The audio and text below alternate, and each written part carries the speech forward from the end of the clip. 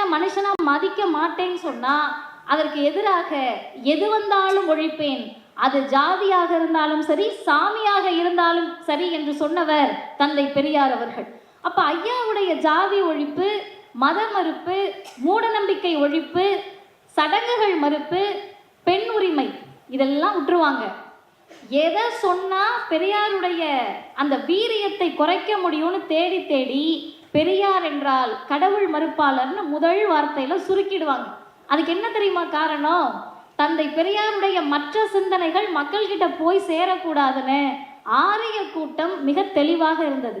அதே மாதிரிதான் அன்னை மணியம்மையாருடைய வீரமும் துணிச்சலும் ஆளுமையும் பெண்களிடத்தில், ஆண்களிடத்தில், மக்களிடத்தில் போய் சேரக்கூடாதுன்னு பெரியார் மணியம்மையார் திருமணம் என்ற ஒற்றை வரிக்குள் இதை சுருக்க பார்க்கிறார்கள். நிறைய பேருக்கு அந்த சந்தேகம் இருக்கும், எதற்காக பெரியார் மணியம்மையாரை திருமணம் செய்து கொண்டார் என்று. குறுகிய நேரத்தில் அதை விளக்க முடியாது. அந்த செய்திக்கு இந்த நூலில் உங்களுக்கு பதில் இருக்கிறது. அது என்ன பதில்னு சொன்னீங்கன்னா நிறைய விரிவாக சொல்லலாம். ஆனால் இன்னைக்கு எங்களை மாதிரி இருக்கக்கூடிய ஜென்ரேஷன் ஒரே வார்த்தை கேட்குறாங்க, 30 வயதில் என்ன பண்ணணும் என்ன செய்யணும்னு அந்த பெண்ணுக்கு தெரியும், உங்களுக்கு என்ன பிரச்சனை என்று கேட்கக்கூடிய அளவிற்கு தமிழ்நாடு இன்றைக்கு பகுத்தறிவு வளர்ச்சியில் நிற்கிறது. அப்படி இருக்கின்ற போது மணியம்மையார் அப்படின்றவங்க தந்தை பெரியாருக்கு மிகப்பெரிய செவிலித்தாயாக தொண்டர உள்ளத்தோடு ஐயா கூட இருந்தாங்க அப்படின்னு சொன்னா அது மட்டுமே அவருக்கான சிறப்பு அல்ல. எது சிறப்பு என்று கேட்டால், நிறைய பேர் இன்றைக்கு மேடைக்கு மேடை பேசக்கூடியவர்கள் கண்டிப்பாக இந்த நூலில் பக்கம் 43 அவசியம் வாசிக்க வேண்டும். என்ன காரணம்னு கேட்டிங்கன்னா, மணியம்மையார் என்ற ஒரு முகத்தையோ தந்தை பெரியார் என்ற ஒரு பிம்பத்தையோ ரொம்ப சாதாரணமாக தமிழ்நாட்டில் உடைச்சிடலான்னு நினைக்கிறாங்க. ஒன்றை புரிந்து கொள்ளுங்கள், இன்னும் 100 ஆண்டு காலம் ஆனாலும் தந்தை பெரியார் என்ற உலக தலைவரின் சிந்தனையை யாராலும் அழிக்கவும் முடியாது, ஒழிக்கவும் முடியாது. ஏன் இவ்வளோ கான்ஃபிடென்ட்டாக சொல்கிறீங்க, எப்படி உங்களுக்கு இவ்வளோ தெம்பாக சொல்கிறீங்கன்னு கேட்டால் ஒரே காரணம்தான். தந்தை பெரியாரினுடைய ஒரு சொல், ஒரு எழுத்து, ஒரு பேச்சு, ஒரு போராட்டம் கூட தனக்காக இருந்ததில்லை, இந்த சமூகத்திற்காக தான் இருந்திருக்கிறது என்று சொன்னால் அந்த தலைவர் வாழ்வார். அந்த தலைவரை வாழ வைத்தது யார்? நம்மை எல்லாம் வாழ வைத்த தந்தை பெரியாரை வாழ வைத்தது யார் என்பதை ஆசிரியர் அவர்கள் இந்த நூலில் பக்கம் 42, 43 மிக அழகாக ஒரு விஷயத்தை பதிவு பண்ணியிருக்கார். இதை எழுதினது யாருன்றதை நான் கடைசியாக சொல்லுகிறேன். தாம் போகும் வழிகளை மறித்து கொண்டிருந்த ஒரு குன்றத்தை குத்தி உடைத்து கொண்டிருந்த 2 தோள்களை கண்டோம்.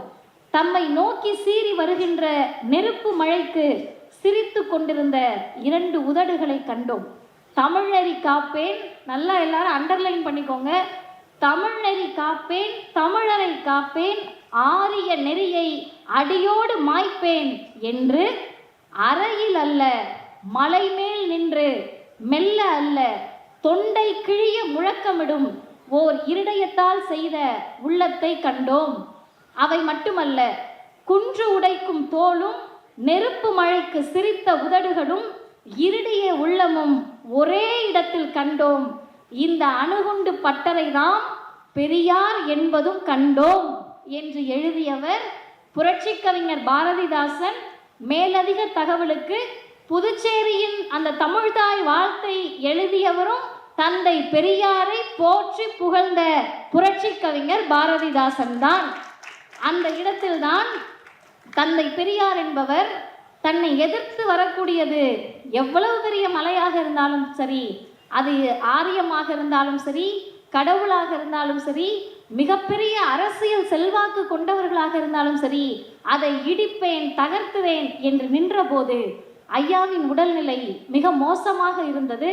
அந்த மோசமான உடல்நிலையோடு இளைஞர்கள் புரிந்து கொள்ள வேண்டும், இன்றைக்கு தமிழ்நாட்டில் இவ்வளவு அமைதியாக மகிழ்ச்சியாக உட்கார்ந்துருக்கோம், புத்தக திருவிழாவில் புத்தகங்களை எடுத்து படிக்கிறோம் என்று சொன்னால் 100 வருடத்துக்கு முன்னாடி எழுத்து கூட்டி நம்ம ஆட்களுக்கு படிக்க தெரியாது.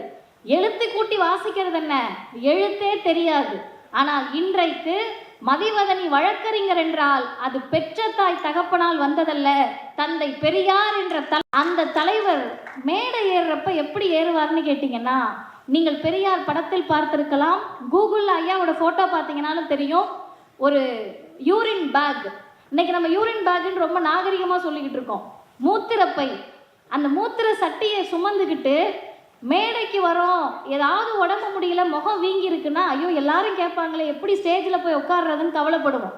ஆனால் அந்த தலைவர் 95 வயதில் கொஞ்சம் கூட கூச்சப்படாமல், கொஞ்சம் கூட தயக்கப்படாமல் மூத்திர வாளியோடு மேடைக்கு ஏறி 2 பேர் அவரை பிடிச்சி தூக்கிட்டு வந்து உட்கார வைக்கணும். பெரிய பணக்காரர் பெரியார், பணம் அவருக்கு தேவையில்லை, இருந்த சொத்தையெல்லாம் நமக்காக விட்டு விட்டு சென்ற தலைவர் தந்தை பெரியார். பணம் வேண்டாம், பதவி வேண்டாம், எதுவுமே வேண்டாம், உங்களுக்கு என்னையா வேணும்னு கேட்டப்ப, உயிர் போகும் நொடி வரை உங்களை மானமும் அறிவும் உள்ள மனிதர்களாக மாற்றுவேன் என்று சொன்ன பெரியாரை யார் காத்து நின்றார்கள் என்ற செய்தியோடு நான் நிறைவு செய்கிறேன். பெரியாரை புகழ்ந்து எழுதினோம், புகழ்ந்து பாடினோம். ஆயினும் நாம் புகழ, நாம் பாட இன்னும் மேலான பொருள் வேண்டும் என்று ஆராய்ந்து கொண்டிருந்தோம். புரட்சி கவிஞர் பாரதிதாசன் சொல்லுகிறார், பெரியார் செத்து கொண்டிருந்தார், தமிழர் அழுது கொண்டிருந்தார்கள். ஆனால் பெரியாரின் உடம்பை விட்டு பிரிந்து போக மூட்டை முடிச்சுகளுடன் காத்திருந்த உயிரை போகாதே என்று பிடித்து இழுத்து வைத்து கொண்டிருந்தவை 2. ஒன்று அவரின் பொது தொண்டு, மக்கள் மீது அவர் வைத்த அருள். மற்றொன்று, அருள் என்பது இரக்கம் கருணைக்கெல்லாம் மேலானது அந்த அருள்.